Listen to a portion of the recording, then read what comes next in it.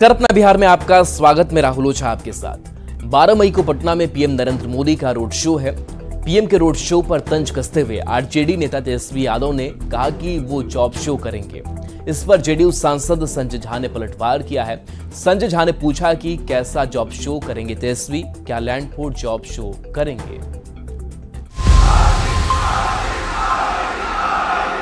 पटना में पहली बार कोई प्रधानमंत्री जी का रोड शो होने वाला है।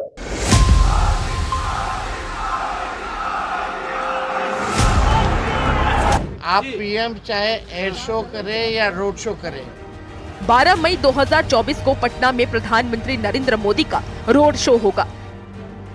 ये पहला मौका है जब प्रधानमंत्री नरेंद्र मोदी पटना में रोड शो करेंगे।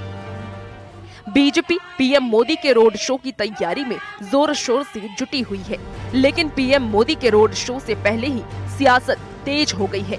तेजस्वी यादव ने तंज कसते हुए कहा है कि पीएम रोड शो करे, वो जॉब शो करेंगे। आप पीएम चाहे एयर शो करें या रोड शो करें, तेजस्वी जॉब शो करे। तेजस्वी यादव के जॉब शो वाले बयान पर जेडीयू सांसद संजय झा ने पलटवार किया है। संजय झा ने पूछा कि तेजस्वी यादव कैसे जॉब शो करना चाहते हैं, क्या लैंड फॉर जॉब शो जैसे शो करना चाहते हैं क्या? जॉब शो पता नहीं है बिहार में कैसा जॉब शो दिखाए थे। लैंड फॉर जॉब वही करना है क्या? लैंड फॉर जॉब शो करना है। 13 मई को बिहार में चौथे चरण की 5 सीटों पर वोटिंग है। उसके एक दिन पहले पीएम मोदी का पटना में भव्य रोड शो है। पीएम मोदी भले ही पटना में रोड शो करें, लेकिन इसका असर पटना साहिब और पाटलिपुत्र ही नहीं बल्कि आसपास के कई सीटों पर पड़ सकता है।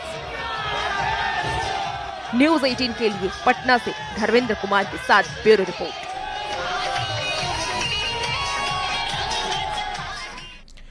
पाटलिपुत्र सीट पर बीजेपी के उम्मीदवार रामकृपाल यादव ने नॉमिनेशन किया। रामकृपाल यादव के नॉमिनेशन में एनडीए के सभी दलों के नेता मौजूद रहे। एनडीए नेताओं के निशाने पर रहा आरजेडी अध्यक्ष लालू प्रसाद का परिवार।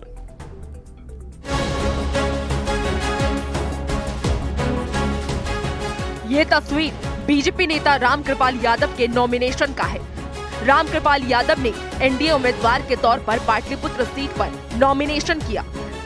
रामकृपाल यादव के नॉमिनेशन में एनडीए के सभी दलों के नेता मौजूद रहे और निशाने पर रहा लालू प्रसाद यादव का परिवार। रामकृपाल यादव जी ने 2014 में उनकी बड़ी बेटी को चुनाव हरा दिया, तो आरक्षण देकर उसको राज्यसभा का एमपी बना दिया। आरजेडी पर सबसे तीखा हमला बोला एलजेपी-आर के अध्यक्ष चिराग पासवान ने। चिराग पासवान ने लोगों को 90 के दशक की याद दिलाई और सचेत किया।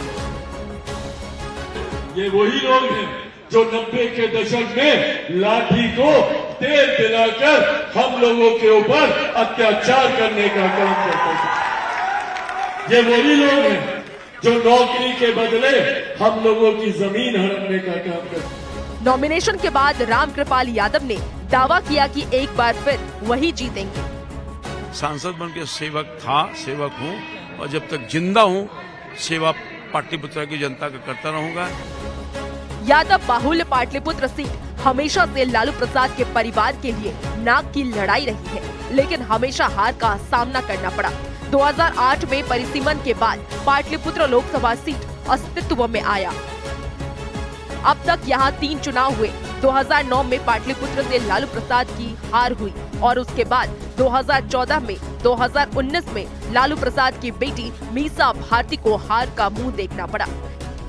एक बार फिर रामकृपाल यादव के सामने लालू प्रसाद की बड़ी बेटी मीसा भारती उम्मीदवार है। इस बार जनता का फैसला क्या होता है, जानने के लिए 4 जून का इंतजार करिए। न्यूज़ 18 के लिए पटना से शैलेंद्र कुमार के साथ ब्यूरो रिपोर्ट। डिप्टी सीएम सम्राट चौधरी ने समस्तीपुर के उजियारपुर में बीजेपी उम्मीदवार नित्यानंद राय के लिए वोट मांगा। सम्राट चौधरी ने यहां मुसलमानों की बढ़ती जनसंख्या पर चिंता जताई। सम्राट चौधरी ने कहा कि एक ही धर्म के लोगों की संख्या कैसे बढ़ रही है। वहीं लालू प्रसाद के मुस्लिमों को आरक्षण देने के बयान पर उन्होंने कहा कि धर्म के आधार पर आरक्षण नहीं होगा। लालू प्रसाद मुसलमान बनकर भी आ जाए तो भी मुस्लिमों को आरक्षण की कैटेगरी में नहीं रखा जा सकता है। देखिए, यह चिंता का विषय है। पूरी तरह हमको चिंता करना पड़ेगा कि एक धर्म समुदाय के लोगों की संख्या इससे कैसे बढ़ रही है, और भारत और पाकिस्तान में यही फर्क है। जिस भारत में लगातार अल्पसंख्यक बढ़ रहे हैं, दूसरे देशों में देखिएगा, पाकिस्तान हो, बांग्लादेश हो, वहाँ अल्पसंख्यक घट रहे हैं। लालू प्रसाद जी ने कहा कि मुसलमानों को आरक्षण देना चाहिए, और हम लोगों ने कहा कि धर्म के आधार पर आरक्षण नहीं होगा, और स्पष्ट तौर पर कहा कि लालू जी मुसलमान बनकर भी आ जाएं, तब भी मुसलमान को आरक्षण की क्राइटेरिया में नहीं रखा जा सकता। बीजेपी विधायक रामसूरत राय ने लालू प्रसाद पर पलटवार करते हुए कहा कि ओवैसी की बिहार में एंट्री से लालू प्रसाद घबरा गए हैं, इसलिए मुस्लिम को लेकर ऐसा बयान दे रहे हैं ताकि उनके हाथ से मुसलमानों का वोट ना जाए। बीजेपी विधायक ने कहा कि लालू प्रसाद हमेशा से तुष्टीकरण की राजनीति करते हैं।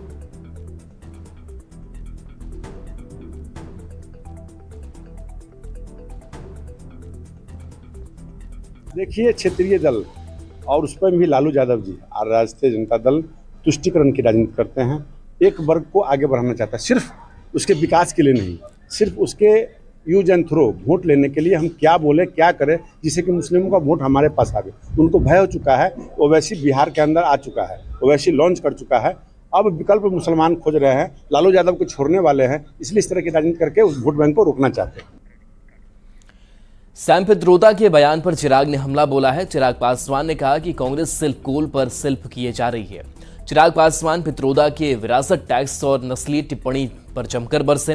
चिराग पासवान ने कहा कि इस बयान की निंदा भी नहीं हुई। चिराग ने कहा कि यह बयान कोई साधारण नेता की नहीं है। पित्रोदा का 2004 से 2014 तक मनमोहन सरकार चलाने में अहम योगदान था। कांग्रेस की सोच जनता के सामने आ गई। सेल्फ गोल किए जा रहे हैं भाई। इंसान एक बार सेल्फ गोल करता है कि बार बार सेल्फ गोल करता है? पहली बार बयान दे दिए, और भाई इनहेरिटेंस टैक्स ये है, ये चिंता का विषय है। अगर कांग्रेस इनके घटक दल अगर ऐसी सोच रखते हैं, भाई हम लोग अमेरिकन्स नहीं ना है, हम लोग यूरोपियंस नहीं है।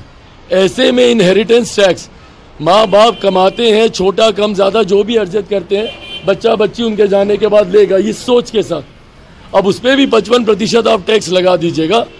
ये सोच कांग्रेस की कहीं ना कहीं तो उजागर हुई। और उसके बाद रेसिस्ट हो जाना, रंग भेद नस्ल भेद को लेकर जिस तरीके से टिप्पणी हुई, और अफसोस इस बात का कि एक कड़ा खंडन या निंदा तो होनी चाहिए थी। और ऐसा नहीं कि कोई छोटा मोटा व्यक्ति। कौन है भैया सैम पित्रोदा? 2004 से लेकर 2014 तक केंद्र में मनमोहन सिंह जी की सरकार चलाने में अहम योगदान देने वाले। बेगूसराय के बछवाड़ा में तेजस्वी यादव ने सीपीआई उम्मीदवार अवधेश राय के लिए वोट मांगा। तेजस्वी ने यहां नीतीश कुमार के पाला बदलने को लेकर एक बार फिर से तंज कसा। तेजस्वी ने 5 लाख नौकरी देने का क्रेडिट लिया और मोदी सरकार को जुमलेबाज बताया। तेजस्वी ने अवधेश राय के पक्ष में मतदान की अपील की है।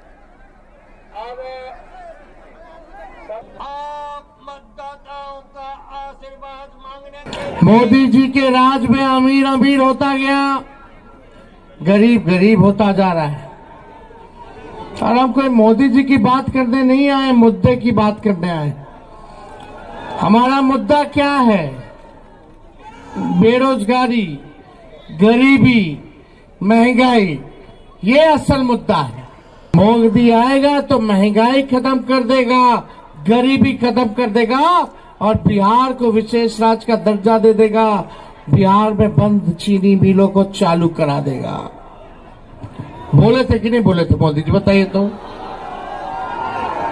एक वादा पूरा हुआ मोदी जी का?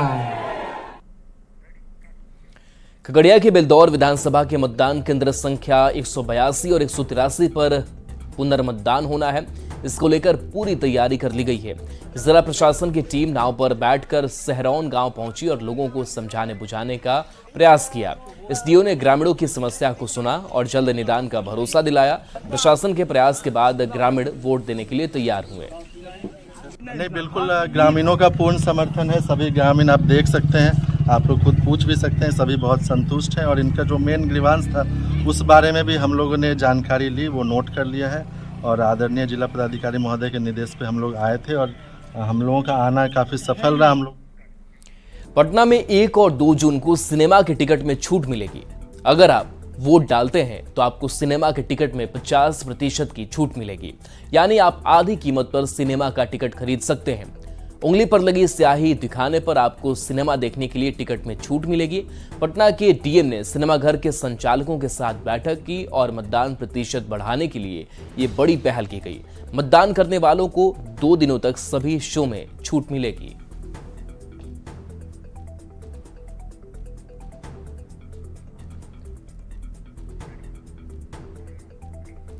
शिक्षा विभाग और विश्वविद्यालयों के बीच बैठक के 3 दिन बाद भी अब तक विश्वविद्यालयों में वेतन का इंतजार हो रहा है। दरअसल के पाठक ने राज्य के सभी विश्वविद्यालयों के खाते जनवरी महीने में ही फ्रीज कर दिए थे। साथ ही सभी अधिकारियों से लेकर कर्मचारियों के वेतन और पेंशन पर रोक लगा दी थी, जिसको लेकर पटना हाईकोर्ट ने इस कार्रवाई को गलत करार देते हुए दोनों को बैठक कर समस्या का समाधान करने का आदेश दिया था। पटना हाईकोर्ट के आदेश के बाद विश्वविद्यालयों और शिक्षा विभाग के बीच बैठक बुलाई गई थी और उम्मीद यही की गई है कि चीजें अब पटरी पर लौट जाएंगी। जरा बातचीत करेंगे पाटलिपुत्र विश्वविद्यालय की रजिस्ट्रार हमारे साथ हैं प्रोफेसर शालिनी।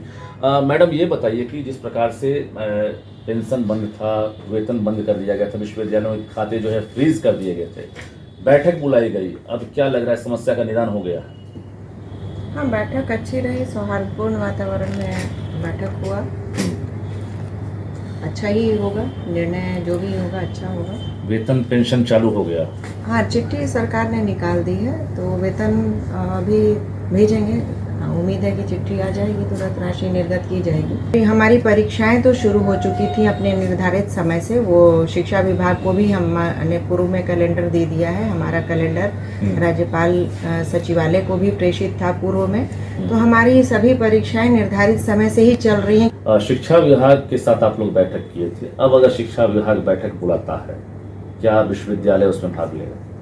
अब भविष्य में क्या तो आज नहीं बता सकते हैं, आगे देखिए क्या होता है। या फिर कुलाधिपति से आप लोग परमिशन लेंगे तब जाएंगे? आगे के विषय में अभी तो कुछ चर्चा नहीं कर सकते हैं। हमारे साथ प्रोफेसर शालिनी थी और विशेष जानकारियां दे रही थी किस प्रकार से वेतन और पेंशन बंद कर दिए गए थे। हालांकि शिक्षा विभाग की तरफ से अब तक कोई पत्र जारी नहीं किया गया है और विश्वविद्यालय इंतजार में है कि जो वेतन और पेंशन की राशि है वो शीघ्र जो है जारी किया जाए। और इसके साथ साथ जो अधिकारी हैं और कर्मचारी हैं जो एक तरह से इंतजार में हैं कि वेतन और पेंशन मिले, उनको जल्द इसका फायदा मिले, क्योंकि गेस्ट टीचर हों, वाइस चांसलर हों, रजिस्ट्रार हों, प्रोवीसी हों, एफओ हों, तमाम जो अधिकारी से लेकर कर्मचारी हैं वो पिछले 4 महीने से वेतन के मोहताज बने हुए हैं। रजनीश कुमार, न्यूज़ 18 पटना।